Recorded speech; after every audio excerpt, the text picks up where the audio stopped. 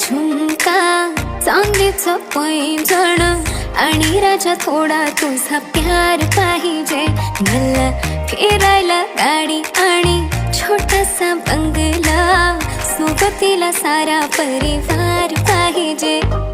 लागू नाही देणार मी कोणाची नजर, नेहमी तुझ्यासाठी राहीन मी हजर. काही पण सांग तू, काही पण माग, तू होणारी बायको घे डोक्यावर पदर. काहीच विषय नाही ग, होणाऱ्या बाळांची आई ग.